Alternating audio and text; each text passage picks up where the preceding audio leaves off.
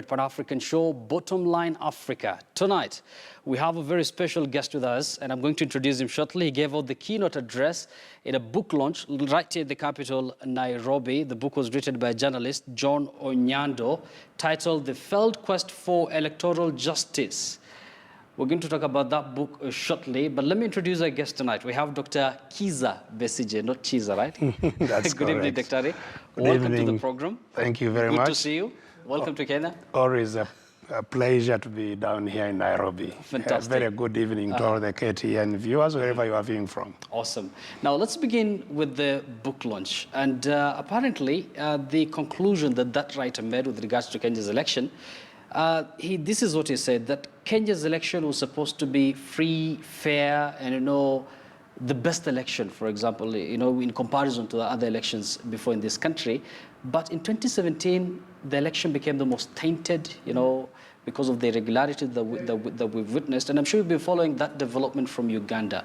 I mean, what was going on through your mind as you saw, the election problems unfold in Kenya?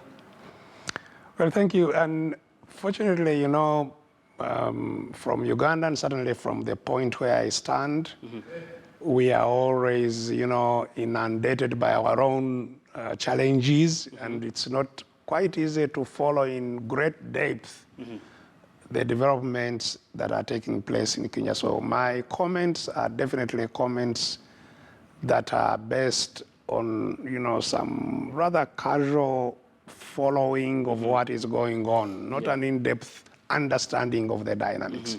Now, quite clearly, Kenya has been having challenges in elections. Yes. And more especially, I think the whole world was made aware of those challenges after the 2007 breakdown of law and order that engulfed Kenya post-election. And then the developments that followed, were developments that were supposed to address the shortcomings that led to that crisis. Yes. And so we had, constitutional reforms, we had legal reforms that were undertaken, administrative reforms, new institutions were created. It is as a result of this that, there was renewed hope in the type of elections that would arise. Yes. Now, 2013 came, and there were some problems in the 2013 elections. There was there was contest of the outcome in the courts, and again, one got the impression that that provided now new grounding of what kind of problems could arise under the new order, and that there was therefore time to fix that. So I think that would be the background to the hope and the expectation that the election of 2017 would be the best that Kenya has seen. Unfortunately, that wasn't the case. And indeed, I think as John Onyando, the author of this book, observes, regrettably, that hope was then not realized. There was even greater contestation and tension that arose following that election. I think that is the background of it. Yes, well said. Now, let me take you away from Kenya and talk about Africa and give us just a general picture of the whole continent. We've seen change of leadership in countries like Ethiopia, in countries like Zimbabwe. They're preparing the first election, minus Robert Mugabe in the picture. Countries like South Africa, of course, there's change in leadership there. And then we have countries like Uganda, Burundi, a government and a president who changed the constitution in order to remain in power. What will you say about democracy in this continent? It seems to be some sort of a cocktail. Yeah, again, I mean, I hope we ourselves here will not fall into the problem that most people outside Africa tend to fall in considering that Africa is some kind of a country Yes. with some level of homogeneity, because it isn't. I mean, these are different countries with totally different history. Yes. And different peoples, different cultures, different environment, and so on, and different political trajectories. Yes. So it's not surprising indeed that we have the whole spectrum of political challenges that relate to how electoral processes are conducted and how democratic processes are managed. You know, we have indeed some African countries which are shining examples Yes. of democratic consolidation, where we have had peaceful change of government, Yes. not just within the same political parties as there has been in some cases, but actually parties from the opposition winning power and those which were in government, you know, ceding way for those in opposition to take government peacefully, as we have seen in Ghana, you know, where, you know, the government party has lost power even after one term. Yes. And the new party comes into office. So we have clearly countries that have made significant progress on the democratization They're path. also still lagging behind. We have others that are moving in the opposite direction, which are becoming even more autocratic, Yes. and where there is even a breakdown of order.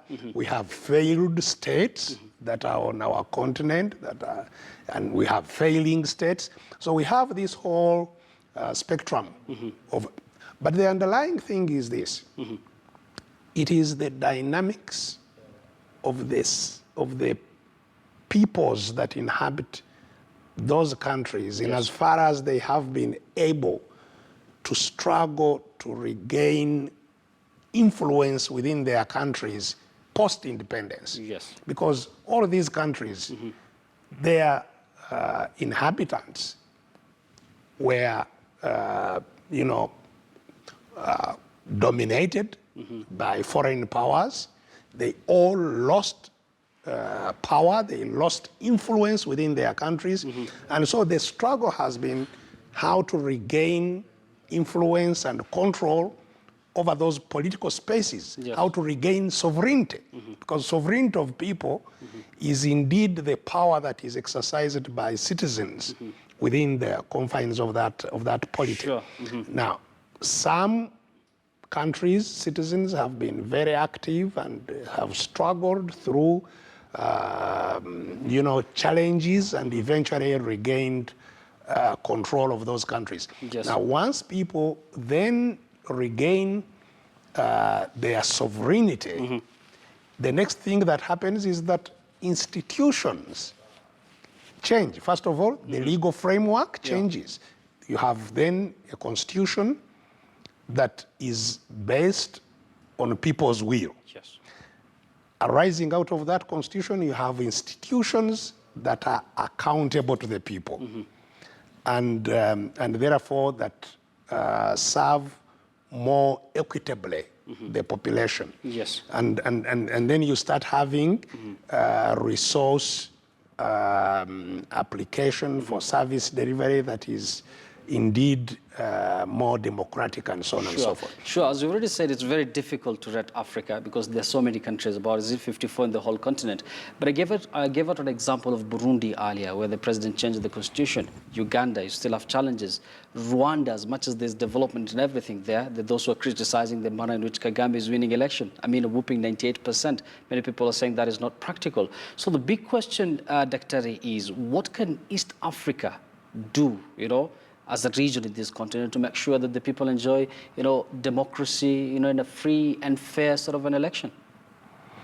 Well, I think the interventions need to be at two levels. We need an intervention that integrates more the peoples of East Africa before you even talk about integrating institutions and leadership and so on and so forth. And, we need people to interact. Part of the challenge that we have, even me when I'm in Nairobi, this morning I was being interviewed in Kiswahili, and it's a challenge, Yes. to have communication. So let's start from things that are practical, that make us interact more effectively and more inclusively. So what is so difficult in all of us developing a language that makes us able to communicate easily? So you find in a place like Uganda, we don't have Kiswahili taught in schools as a mandatory language. Yes. That then makes it affordable and this is the same for several other countries that are being integrated in the East African region. We are bringing Sudan, we are bringing all these things, but there is no even basic common language to interact. So we need, and then movement of peoples within these areas, you'll find is still a challenge, to get travel documents and to do this. So we have to start from there. So we first. need to start there to integrate people rather than to integrate, institutions and so on. Well said. That's on the one side. On the other side, I think it will also be important that we set standards and create competencies to enforce those standards. You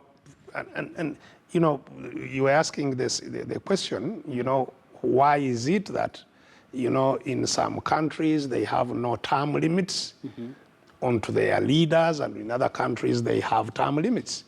And this impacts on the quality of governance, that there should be an expectation within these countries that, citizens can indeed compete and access leadership, and that there is a reasonable expectation that after this time, there will be this and that. And leaders are made accountable. Yes. Now, however, even as we do that, I think we need to be cognizant, as I have said, that we are not coming from the same place. Yes. We don't have the same history. Kenya has been, for example, has not had a military regime. Kenya has, since independence, been having leaders that are civilian, and has indeed managed to change leadership peacefully from one leader to another. But we have a country like Uganda where no leader has ever handed over power peacefully. I was about to go to Uganda, but of course Kenya they also had their own fair of challenge in 2000 and the rest. Yeah. But I did ask you a question earlier. I told you to rate democracy in the continent. Of course, you reacted to that. So one will ask, how will you rate democracy in Uganda? I'm sure you're heading there. Yeah, I was just telling you that, Yes. We have a situation in Uganda where since independence, and it's now coming to 56 years, no leader has ever handed over power peacefully to another. Every leader has had to bomb his way into office, and similarly be bombed out of office. Now, that does not augur well for democratic processes. It means that violence is the means through which, it is the medium through which power changes hands. And in fact, even when we go through our problematic elections, as we have been doing, you'll find citizens saying, but why are you wasting time with elections? Elections have never caused change here. Do what is necessary to be done to cause change. And they mean, pick guns also. Yeah. So that is, the state of our elections, the state of our democracy in Uganda. We went through an election in 2016. I was a contestant, and I have been contesting in elections. This was the 4th time. Yes. But even as I sit here and talk to you, I am a prisoner. I am only out on bail. Over the election that was held, I was charged with treason because I declared that I won. And I did so because it was simply not possible to challenge what was announced, because I was a prisoner even before the results were announced. Yes. Not charged in any court. I was under illegal detention. In fact, eventually, I went to court challenging the detention I was in. My lawyers went to court, and we have a judgment that is not contested that I was under illegal detention from the time before the election results were announced for a long time. Now, so if you contest with somebody and before results are announced, you illegally detain your competitor, and then announce that you have won, and so. So this is and you know, this is as a result of how whoever is in power accesses power. Because Mr. Museveni did not become a president because he was chosen, because people gave him power. It's not people who gave him power. He was given power by guns. Yes. And so he does not account to the people. He does not expect that people can vote him out. In fact, he has said so. He has said, how can a piece of paper remove me from power? Very unfortunate comment. So with all the challenges we've already talked about in Uganda, Dr. So the main question is, are you still interested in becoming Uganda's president? You see, where I come from, my objective is not being president. Yes. My objective is being in a country where there is a democratic dispensation. And therefore, where indeed assuming leadership of the country is as a result of mandate of people. How will you best achieve that? Now, so what we are involved in, which sometimes takes place during elections, but certainly not limited to elections, is a struggle for democratization. It's a struggle to ensure that those who control power using force are defeated, and that people regain their influence and control over the country. Now, that struggle is a tough one. Yeah. Now, so what we do during elections, and most of the advantage that I gain from elections, as most people who participate in these elections, is that because the regime wants some legitimacy, which is the reason they organize those elections, and therefore we have greater opportunity to talk to the people, we use it effectively to talk to the people, to describe what the situation we are in is, to mobilize their way of looking at things, to organize them for resistance, for resisting the status that we have, the status quo that is there in the country. And we are getting a long way in achieving what is necessary for people to resist successfully the status that is there today. How long is it going to take? And perhaps can you tell our viewers if Dr. is going to contest again come election? So as I have said, the change of the shift in the balance of power between the population and those who are holding the population hostage is one, to my mind, which has reached a very critical stage. In fact, if you have been following news in Uganda, you must have heard that this week that ended, Mr. Museveni ordered his government to procure armored vehicles for LMPs. Yes. And to buy pickup trucks that will carry sharpshooters to protect the MPs. And that is because we have a situation now where the regime feels under siege. Siege from its own people. Because all those armored vehicles and sharpshooters are not to fight invaders, it is to keep at bay the population. Yes. Now, that means that the struggle is, I think, at a critical stage where they can no longer sustain. Is social media also a part of it, the social media attacks? But apparently, if you're in Uganda and you want to access Facebook and WhatsApp, you have to part away with 200 Ugandan shillings. Where it has a dual basis for being imposed. The first one is indeed, as Mr. Museveni said, that they must tax this rumor mongering, meaning people interacting with each other and sharing information. He calls it rumor mongering. He says that this must be suppressed. Yes. So that if you have to communicate, you communicate where it is absolutely necessary. And so the tax is intended to constrain debate and communication amongst the citizens.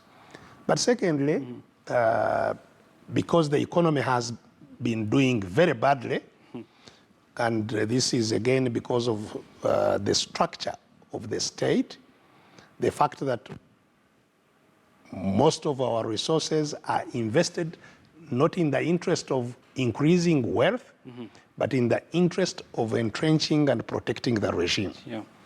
So production is actually down. There are no sources of taxation.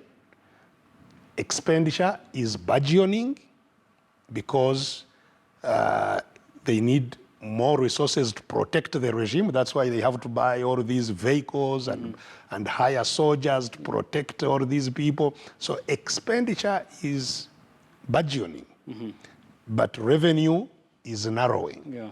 So part of the reason for the tax on social media, apart from suppressing freedom of speech, it's also meant to raise revenue. It is also meant to raise revenue. How of an effect will it have on the population there in Uganda? Because it seems... Well, fortunately, you know, as I have told you, yes, this struggle is no longer suppressible. And so, even as I was coming out, you know, Museveni was already on the retreat. He was saying, you know, first of all, the tax that, you know, was imposed was not explained very well, you know, because they had also imposed tax on mobile money, moving money around. So there is a struggle already challenging these taxes. Yes. And that struggle may even well be the trigger that pulls down the whole regime. So the big question tonight is, what is the way forward for Uganda's democracy, and, you know, of course, in the quest for democracy, and are you going to contest for the presidency again? So the way forward for Uganda's democracy or democratization is not any different from what the struggles of other African countries are, which is that we must intensify the effort of having our citizens to be aware of the need for participation, for inclusion, that is the only way the conditions in which they are will change. And our people are in terrible conditions of poverty, of very poor services, of now insecurity, of, you know, so all these situations, joblessness, you know, youth over 80%. So that they have to be aware that these will not change unless every citizen becomes involved, becomes active. Now that takes the participation of all people that wish positive change to happen in our country, not just the leaders who are political actors. Because again, people tend to put the responsibility on, which is why you're saying, are you going to contest? So the whole thing is not about contestation for leadership. Yeah. It's about contestation for the country. Who controls the country? Is it a few people, warlords who have capacity to coerce the others, or is it the citizens? Are you going to be the face of the citizens? I have absolutely no qualms in being identified with the citizens' struggle at any level. Now, and I did not come into politics myself as a quest for becoming a political leader. My training was that of a medical doctor, and that was my wish to serve through my profession. So I already got entangled in politics because of injustice. So my interest and struggle is limited to ending injustice, to ending impunity, to ending the absence of the rule of law, to ending exclusion of citizens, and so on and so forth. Clearly, the injustices are yet to end, and I'm sure you're still part of the revolution. As we conclude, Dr. there is the war on graft, not just in Kenya, but across the continent. For example, Kenya loses 600 billion shillings every year of its national budget through corruption. Africa as a continent loses, is it about $95 billion every year through corruption. I mean, this is a problem that is, affecting the continent, and that is why we're seeing a lot of people dying because of poverty, hunger. I mean, do you think there's a solution to all this? Yes, there is, but it's not going to be wished away. And it's not going to have quick fixes. Yes. That, it's not going to be solved by moralization, to say corruption is bad, and really we must fight it. It is structural. As long as people don't have the competencies, the people whose money is being stolen, as long as they don't have the competencies to challenge and compare those who are, and cause to account those who are stealing the money, stealing will continue. Yeah. So, and so we must shift the attention from, okay, I mean, there is no reason why, it's important that we remain focused on those who are stealing. But the greater attention should go on the competencies within the civil society, within the citizenry, to have the ability to cause those who steal to account. And the starting point, that's where we talk about the free and fair election question. Because if you can steal and not lose power, or actually stealing makes it possible for you to retain power, because the elections are being bought. Unfortunately, we've seen reports from for example, the Transparent International. They've indicated that about 90% of Africans are not willing to report corruption-related cases to authorities because basically they've given up. They feel like nobody's acting on it. So that's where the struggle needs to go. Exactly. As we conclude, I need a yes or a no for this. We've seen some sort of a famous handshake between President Uhuru Kenyatta and opposition leader Raila Odinga. People are questioning, are we going to see the same development in Uganda between you and Museveni? I frankly don't know. So the answer is not a yes or no, it's I don't know. And the reason is, as I have pointed out, as we conclude, we have different trajectories. Uganda is not Kenya. It's different from Kenya. Museveni is not President Kenyatta. But it's absolutely necessary for all our countries to work towards a dialogue that can lead to peaceful transition, to shifting from ending this impunity, ending the absence of the rule of law, and so on and so forth. So yes, I would be happy to be part of a process that achieves that through a dialogue process. Thank you very much, Dr. for your input. Of course, that is Dr. Kizza Besigye speaking to me right here on Bottomline Africa. And that brings us to the end of the show tonight. Many thanks for watching. I'll leave you with our proverb of the day. Bye-bye, and have a very good night.